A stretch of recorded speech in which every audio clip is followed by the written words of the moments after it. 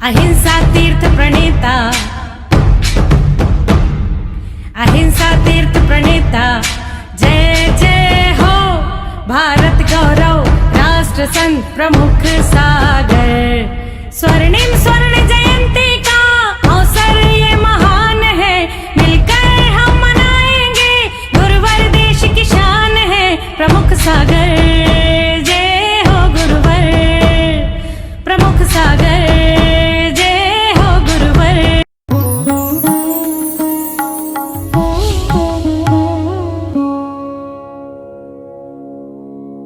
भक्ति का सरस चल रहा है, भक्ति का रस चल रहा है। पूजा आराधनाओं के माध्यम से हम भगवान को प्रसन्न करने की प्रसन्नता कर रहे हैं। भगवान प्रसन्न हो या ना हो, लेकिन हमें प्रसन्न हो जाना चाहिए, क्योंकि भगवान के पास तो अनंत सुख है, उन्हें बाहर दिखाने का कोई आवश्यकता नहीं है। हमें इतना ही विचार करना है कि अपने जीवन को कैसे व्यवस्थित करें। हम भगवान की भक्ति करने के लिए घर से निकलते हैं, और घर से जब भगवान की भक्ति करने के निकलते हैं, तब जैसे ही विचार आते हैं हमारे पुण्य बढ़ना शुरू हो जाते हैं। चलने लगते तो और विशेष पुण्य बढ़ते हैं, और जब साक्षात भगवान दिखने आते हैं तो और विशेष विशेष पुण्य बढ़ना प्रारंभ हो जाते हैं। मैंने कल आपको बताया था कि 6 जगह खाली हाथ नहीं जाना चाहिए।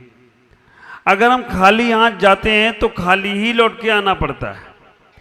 हम कभी भी मंदिर आदि जाएं, गुरुओं के पास जाएं, तो चप्पल पहन के नहीं जाना चाहिए, क्योंकि अगर हम चप्पल आदि पहनकर जाते हैं और हमें आयु का बंध हुआ तो उन पर्यायों में जाना पड़ेगा जहां से हमारा जाना, जिन्होंने चप्पल बनाई है उनके पर्यायों में जाना पड़ेगा।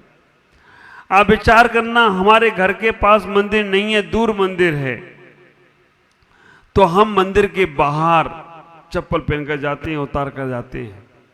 विचार करो, बेलगछिया का प्रांगण इतना सुंदर प्रांगण है, जो देखता है बार बार देखता ही रहता है, निहारता रहता है। चारों तरफ की हरियाली, बीच में सरोवर, इधर जिनालय, इधर गुरुदेव का स्थान, सारा का सारा। तो कोशिश एक की जाए कि हम इस मंदिर के गेट में जब घुसें तो वहीं अपने वो चरणदास को छोड़ आए। कोशिश एक की जाए हम गाड़ी से आए। अभी तो यहाँ बड़ा, मैंने कल बोला था शाम प्रवचन की लास्ट में, कि यहाँ इतना अच्छा सिस्टम है, स्टेशन में ट्रेन में जाना हो तो ट्रेन के प्लेटफार्म तक गाड़ी जाती है, 4 व्हील गाड़ी जाती है प्लेटफार्म तक। अब वहाँ आराम से ले जाओ और अंदर तक गाड़ी में बिल्कुल तुम्हारी कार और ट्रेन दोनों का दरवाजा मिल जाएगा। सीधे इधर से निकलो, उधर पहुँच जाओ, कोई दिक्कत नहीं है। ऐसा ही यह हो गया। महाराज जी भी यही है, कार से सीधे आते हैं मेरे पास ही, सामने कार से ही। बहुत से लोग तो कार से यहाँ जुड़ कर निकल जाते हैं, और बहुत से लोग कार से ही, और नहीं महाराज दिख रहे हैं तो उतर जाए, नहीं दिख रहे तो चलो अपना आगे चलते। तो विचार करो, नए लोग आते हैं या जिन्हें मालूम नहीं है बात अलग है, लेकिन हम लोगों को इतना सोचना है कि कार वहां छोड़ दे, अगर सामर्थ हो तो गेट से यहां तक पैदल आने की कोशिश करें।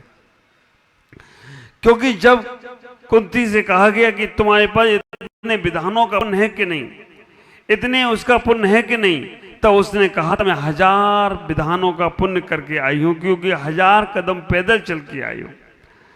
जो जो पग आगे धरे तो कोटि फल यज्ञ समान, ये हिंदू संप्रदाय में भी कहा गया है, और अपने यहाँ भी कहा गया है कि जैसे जैसे तुम मंदिर के लिए एक एक कदम बढ़ाते हो तो एक एक तीर्थ वंदना का पुण्य शुरू हो जाता है।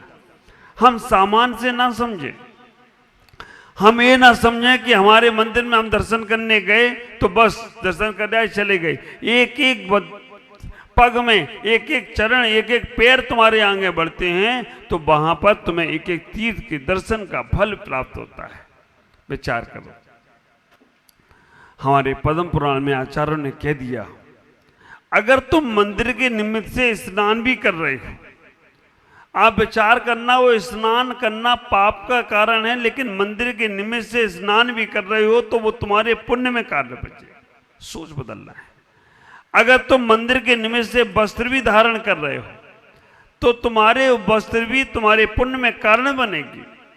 हम इतना ही विचार करके रखें कि हमारी अपनी सोच, हमारी अपनी विचारधारा बदलना चाहिए। तुम्हें सुबह उठना भी है, स्नान भी करना है और हमें और कार्य भी करना है, लेकिन मन में भाव संकल्प हमारा अच्छा होना चाहिए। जब प्रातः काल सुबह उठकर स्नान करते हो, अगर कोई पूछ ले तो स्नान क्यों कर रहे हो, तो क्या कहोगे? स्नान के बिना तो हमारा कैसे दिनचर्या होगी? दिनचर्या के निमित्त में है स्नान करना। सुबह से पेट शुद्धि करना, मुख शुद्धि करना, तन शुद्धि करना, ये तुम्हारी दैनिक चर्या है। और ये दैनिक चर्याएं तुम बराबर करते आ रहे हो, जन्म जन्म से करते आ रहे हो। आपको एक उदाहरण दूं, एक मंदिर बन रहा था। मंदिर पर मंदिर बनाने के लिए मजदूर बहुत सारे लगे थे। मंदिर बनाने के लिए मजदूर बहुत सारे लगे हुए थे। वहां के एक संत ने पूछा उन मजदूरों से, संत ने मजदूरों से पूछा कि तुम क्या कर रहे हो? कुछ मजदूरों ने कहा पत्थर तोड़ रहा हूं। मंदिर बनाने के लिए पत्थर तोड़ रहे थे। उनसे पूछा गया कि क्या कर रहे हो, तो कुछ मजदूरों ने कहा कि मैं पत्थर तोड़ रहा हूं। दूसरे मजदूरों से पूछा तो उन्होंने कहा पेट की व्यवस्था कर रहा हूं। तीसरे मजदूर से पूछा, उसने कहा मंदिर बना रहा हूं। चौथे मजदूर से पूछा तो उसने कहा मैं अपने भगवान का सृजन कर रहा हूं, मैं अपने अंदर के भगवान को जगाने का प्रयास कर रहा हूं, मैं अपने अंदर बैठे भगवान का मंदिर बना रहा हूं। काम एक ही है, भाव क्या क्या है आप विचार करके रखना। काम तो एक ही है। पत्थर वो चारों मजदूर तोड़ रहे हैं, लेकिन एक कह रहा है कि मैं पत्थर तोड़ रहा हूं, वो अपनी किस्मत बोल रहा है। पत्थर का एक तोड़ रहा है, अनादि काल से पत्थर तोड़ता आया है और अभी भी पत्थर ही तोड़ रहा है। आप विचार करके रखना, वो केवल अपनी किस्मत फोड़ रहा है, टाइम पास कर रहा है, समय पास कर रहा है, कर्म नहीं काट रहा, समय काट रहा है।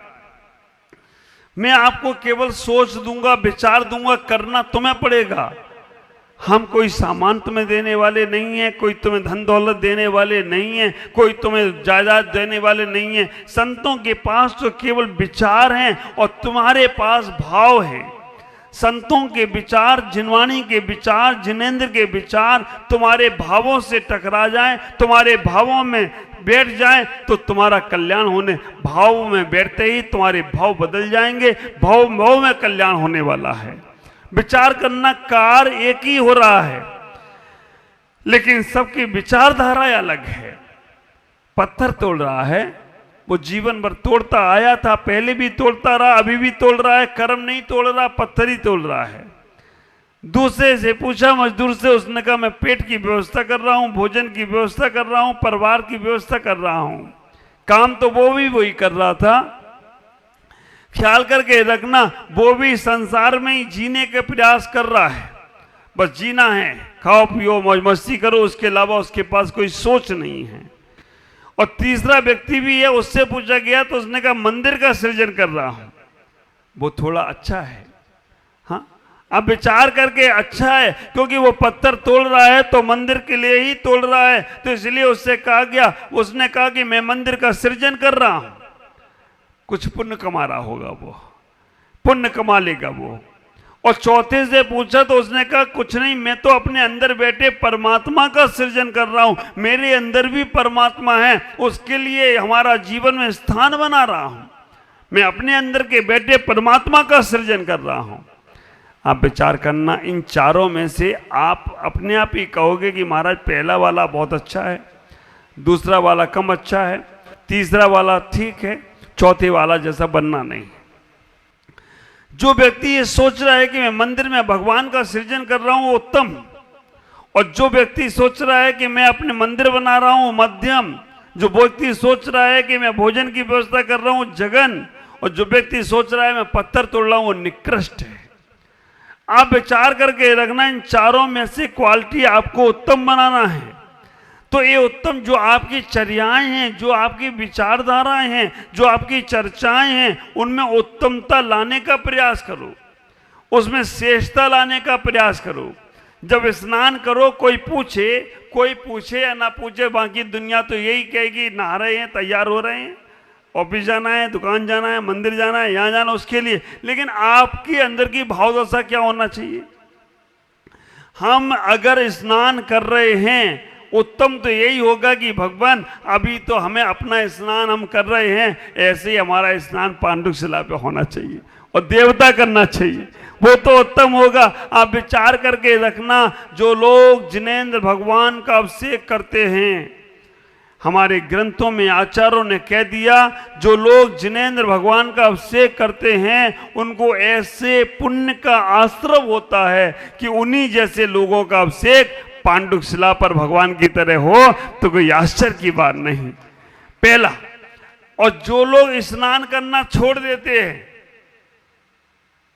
उनका भी अभिषेक पांडुक शिला पे होता है। स्नान करना छोड़ देते हैं, संत लोग स्नान नहीं करते, उनका भी आयु का बंद होगा तो पांडुक शिला पे अभिषेक होगा। थोड़ा थोड़ा जुड़ता रहता है ना, आप लोग जोड़ते रहते हैं ना, थोड़े थोड़े पैसा जोड़ते रहते तो बड़ा भंडार बढ़ जाता है। और आप विचार करना, हम लोग भी थोड़े थोड़े पुण्य जोड़ते जा रहे हैं, थोड़े थोड़े। हम वो जल से स्नान नहीं कर रहे हैं, लेकिन आप विचार करके रखना, अगर पुण्य का आश्रय हुआ तो पांडुक शिला पे अभिषेक होगा। आप विचार करो संजय भाई, कितने पुण्य तुमने कमा लिए। 14 तारीख से विधान कंटिन्यू कर रहे हो, 14 से 20, एक बेटी, एक बेटा, दो एक बेटी, सबको लगा दिया तुमने लेन पे। और आप सब लोग भी अपने अपने, आज के श्रेष्ठी हमारे राजू भाई, आज के श्रेष्ठी हमारे क्या नाम है, राजकुमार जी, आपका जो 3 श्रेष्ठी बने, एक दिन का चातुर्मास का सौभाग्य तो देखो उनका। गुरु जी का पाद प्रक्षालन करने का सौभाग्य मिल गया, पूजन का सौभाग्य मिल गया, शास्त्रमेंट का सौभाग्य मिल गया। और हमारे विमल जी तो अपने बेटे बहू को ले आई, शादी के बाद और कहीं नहीं जाना, पहले गुरु जी के पास चलो। विनीत और सुरभि, आप विचार करो, ऐसा धार्मिक परिवार। और उधर से तारचंद जी बाबूजी, तो हमको तो लगता है बाबूजी को यहीं पे रखना है मुझे, क्योंकि बाबूजी माँ जी रहेंगे तो बच्चे लोग मिलने आते रहेंगे। और उधर से हमारे कैलाश जी धुलियान से। दूसरे नंबर की भावना ये रखना है कि मंदिर जाना है, इसलिए तन को शुद्ध करके जाना है। मंदिर के लिए स्नान कर रहे हैं तो आप मंदिर मध्यम हो जाएंगे।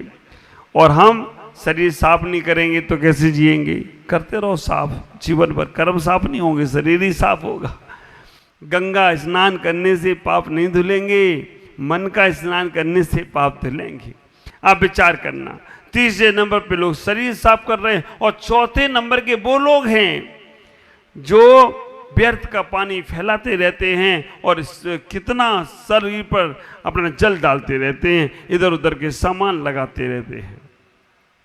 घर से निकलो, वस्त्र भी वो धारण करके निकलो जो मंदिर में जाओ तो मंदिर में जाकर भी शालीनता महसूस हो।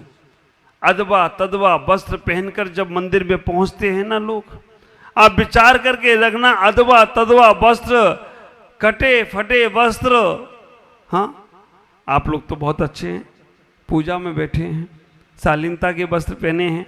लेकिन जब हम आजकल के बच्चे और बच्चियों को देखता हूँ, महिलाओं को देखता हूँ, बहुत से लोग होते हैं जो मंदिरों में अदबा तदबा वस्त्र पहनते हैं, जिन वस्त्रों में कोई सार नहीं है, ऐसे वस्त्र उनको पहन के नहीं जाना। शालीनता के जाओ, अच्छे वस्त्रों को पहनकर जाओ। तीसरे नंबर पर ऐसा भाव बना के जाओ कि हम अपने पवित्र परिणामों को लेकर जा रहे हैं, हाथों में चावल लेकर जाओ। तो इतना ही विचार करना, हम मंदिर जाएं तो जो सामग्री ले जाएं पूरा चढ़ा के आना है। अब कल से थोड़ी थोड़ी ले आना, बाकी के घर में ही छोड़ आना। तुम इतने होशियार हो कि बैग अलग रखते हो। ये अम्मा बोल रही, आनंद की अम्मा, कि बैग में रखी सामग्री का क्या करेंगे? बैग में अलग रखते हो सामग्री, डब्बे में अलग रखते हो। बैग की सामग्री चलती रहेगी महीने भर और डब्बे की सामग्री चढ़ जाएगी, ख्याल करो। हाँ, कभी मन हो गया विधान पूजा करने का तो थोड़ी और निकाल ली सामग्री। और कई तो इतने होशियार हैं, मंदिर में जाएंगे, मंदिर की सामग्री उठाएंगे और मंदिर में चढ़ा देंगे, घर से कुछ लेके नहीं जाते। मंदिर वालों ने व्यवस्था कर रखी। हाँ, कुछ भी लेके जाओ, लेकिन जो लेके जाओ वहीं चढ़ा के आना, वापस लेके नहीं आना। कई लोग तो आज बड़े सिटियों में आदमी इतना आलसी प्रमादी हो गया, घर से सामग्री भी नहीं लेके जाना चाहता है, मंदिर में से उठाता मंदिर में ही चला,